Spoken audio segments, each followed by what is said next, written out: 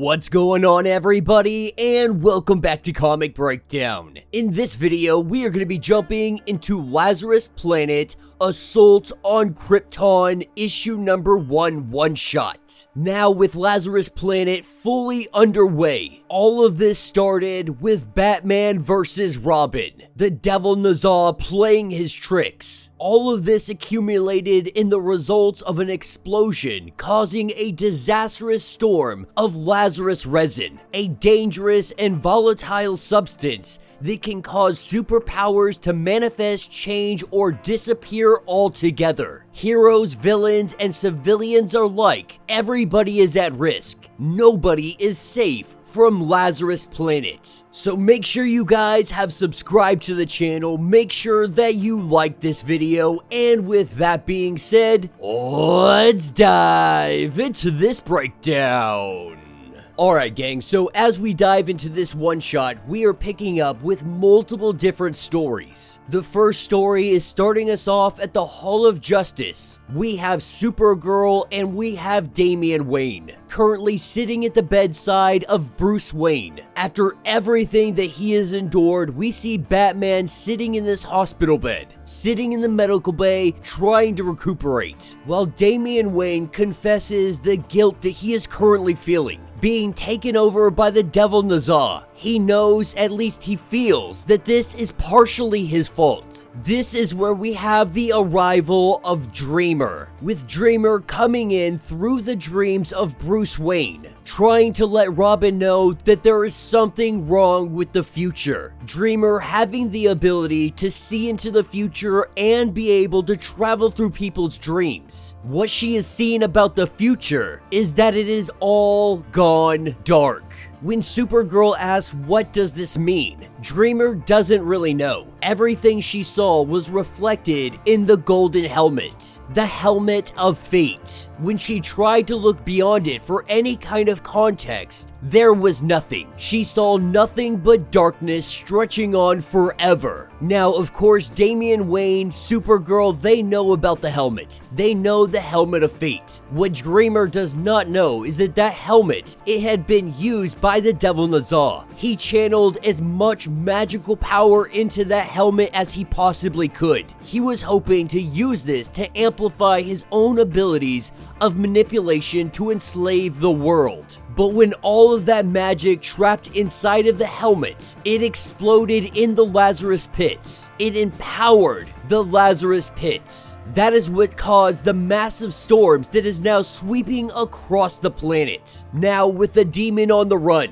not knowing where any of the artifacts are, he had captured most of the planet's magic users, and the ones that are left over, they cannot use their abilities in a safe manner. But this is where Dreamer gets an idea that if the helmet is responsible for everything that they say it is, that is why her vision is being blocked. She is not able to see beyond it because the only possible future lies inside the helmet. Believing that if they get the helmet, they may be able to restore the future. That is when Bruce Wayne wakes up, letting them know that they need to find Khalid. He is the one that is currently Dr. Fate. He wears the helmet, or at least he did until the Devil Nazar undoubtedly bested him for it. But Bruce Wayne believes that he may have a method of tracking down the helmet. The only problem, no one has seen or heard from him since all of this started taking place. Now, at first, Batman suggests that she tries tracking him down. Batman knows that she is at least half Notorian. What he was not aware of is her ability to walk through people's dreams, with Supergirl suggesting that she try and go through the dreams to find him. The only problem, dream walking, it isn't a straight shot. The rules are different. Sometimes there are rules, sometimes there are not. It all depends on how the dreams are feeling. But without that helmet, they don't stand a chance against the Devil Nazar. And so she tries. She meditates, she puts herself into the dreamscape, and as she searches, she is able to find him. As she jumps into his dreams, what we find is that he is a medical doctor, but he has no memory of Dr. Fate. He has no memory of the Helmet of Fate. He believes that this is his life. And even when Dreamer tries to let him know, tries to tell him who he is and what they need from him, he brushes this off. He ignores it completely. But that is when Dreamer hears the voice of Nabu, letting Dreamer know that it is no use to simply let him go, that he is buried deep within his own subconscious. He was trapped here by the Devil Nazar, and even though he can no longer wield its power, his connection to the Helmet of Fate, it remains buried even deeper in his own mind. For now, it sleeps. It lies dormant, waiting to be found,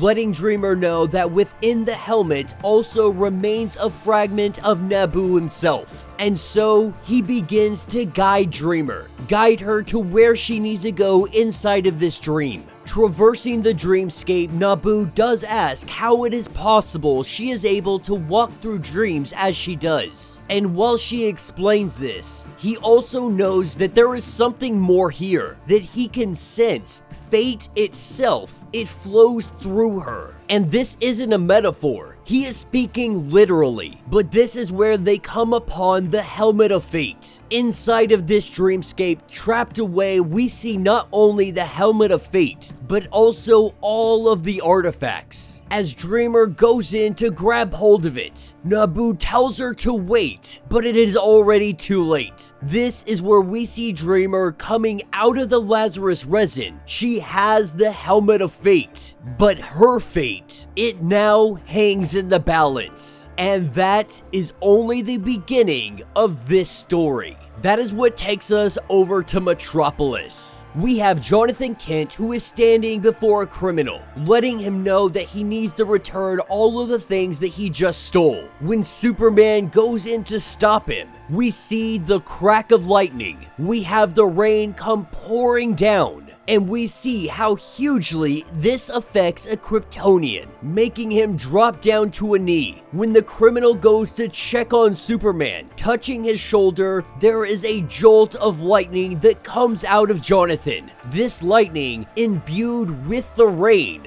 We see this petty criminal. He miraculously gets very unique superpowers. The ability to manifest and control lava from his very hands. That is what takes us to a little bit later, with this kid bringing Superman back to his apartment so that they can try and figure out what the heck just happened. We have Jonathan waking up, and the kid is floating above his own table. It is looking as if almost both of them have evolved. But moreover, we see that Superman's cape is sparkling. Jonathan knows that he needs to get out there. Whatever happened, it already happened. He needs to figure that out. But he knows that the people, the world is going to need help. With Jonathan not wanting to leave him behind because he is still technically a criminal, John takes him with him. As he learns his new abilities and new powers, he helps Superman stop crime. Though along the way, Superman does have to kind of put him in check and make sure that he's not looting from looters or stealing from thieves. As the two of them make their way around Metropolis, we see the rain come down yet again, and this causes Jonathan to fall from the sky. Luckily, his new superpowered criminal friend is there to grab hold of him, letting Superman know that he knows Superman only has him tagging around so that a superpowered thief isn't out there on the loose, saying that he hopes he made himself useful, but Superman also has every intention of taking this guy to jail. This is when he says that his powers have gone away, possibly from the Lazarus resin falling on them again. And so with him being taken to prison, we have Jonathan returning to his apartment. What he sees on the TV is that there is a prisoner who escaped that has extraordinary volcano powers. He was last seen flying southwest out of the city. This is when Jonathan recognizes that that kid, his name being Ash, he also took Superman's sparkling cape, leaving a note behind for Superman saying, "You ever have a really bad day?"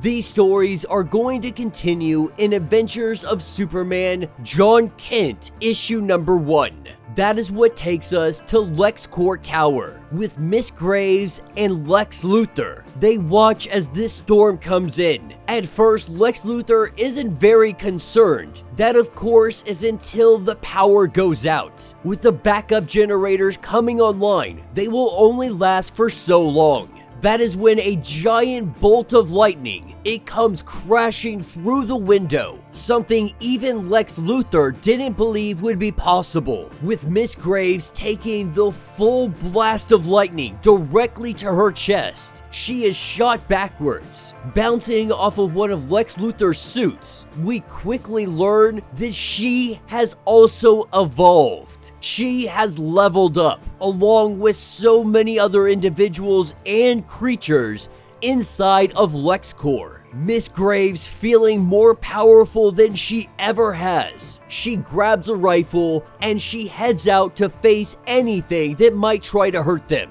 letting Lex Luthor know to stay in place until she has secured the area. As she goes outside, what she sees is that a lot of the animals that they had been using in the laboratories, they have transformed, they have evolved. These dogs turning into giant, ferocious wolves. As she battles all of them, we see that their tails, they are almost like harpoons. One of them, it pierces Miss Grave in her stomach, believing that maybe she died. Maybe this is the end for her. That is when we see lightning coming out of her eyes, shooting in all directions. We see her powers truly manifesting, with her arm turning into some kind of blade. She cuts off the tail, ripping it out of her stomach. We see that it quickly heals up, her hand manifesting into a claw. Every one of her fingers is a dangerous weapon. She is able to put down this dog very quickly. This is when she is understanding that something from the armor she was knocked into, whatever that goo was, it channeled the power from the armor into her. Knowing that she can ask more questions later, we see her arm transform into a freaking cannon.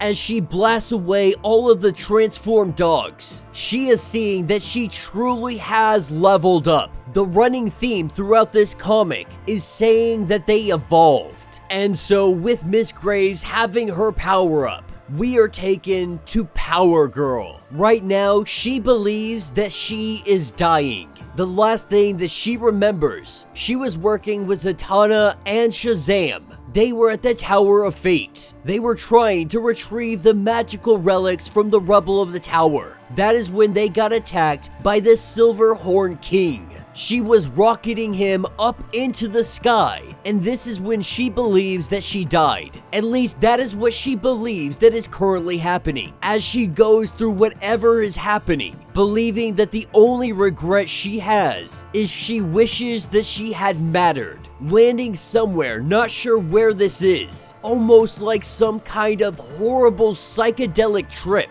She goes to an area that is all green, and what she sees are the headstones of everybody, from Donna Troy to Dick Grayson to Wally West, as she tries to run as fast as she can, trying to get out of here, trying to find some kind of exit. That is when she runs into Omen. As they make their introductions, what we are quickly learning is that Power Girl, she is a telepath. More than likely, this is a new ability that was brought upon because of the Lazarus resin, as the two of them take off into the sky together, not knowing what may lie ahead of them. The only thing that we do know is that everything has been forever changed. And that will be the end of this issue. So let me know what you guys think down in the comments. This one-shot wasn't that bad for it being called The Assault on Krypton. It kind of really had nothing to do with Krypton per se, nothing to do with an assault or anything of that nature. In fact, I would say that that title is highly misleading. Now, we could say that we have Kryptonians that are very much being affected. We don't know what this is going to do to them or their powers, whether it be upgrading them or depowering them. We're not really sure how this is working or why all of this is happening, but this is an opportunity for DC Comics to not only change up some characters, but also introduce some new superpowered individuals like Ash. It definitely looks like Dreamer is going to be getting a big highlight when it comes to the Lazarus Planet run. Not sure if they are trying to set her up to be the next Dr. Fate, or she might just simply be the savior of Dr. Fate and everything that is yet to come. But yeah, let me know your thoughts, let me know your theories. If you would like to get completely caught up on everything going on with Lazarus Planet, be sure to check out the link in my description as well as the top of this video. It is gonna get you completely caught up on everything going on with this series. If you would like to support the channel, you can always do so by joining the channel membership. Much like Patreon, having 5 different tiers, from $1 to $50, from loyalty badges to getting free comics every single month. Not only does this help out the channel tremendously, but you are getting tons of perks in the process. Now, if you are unable to do this, do me a favor, subscribe to the channel, like this video, hit that notification bell, and with that being said, until the next breakdown.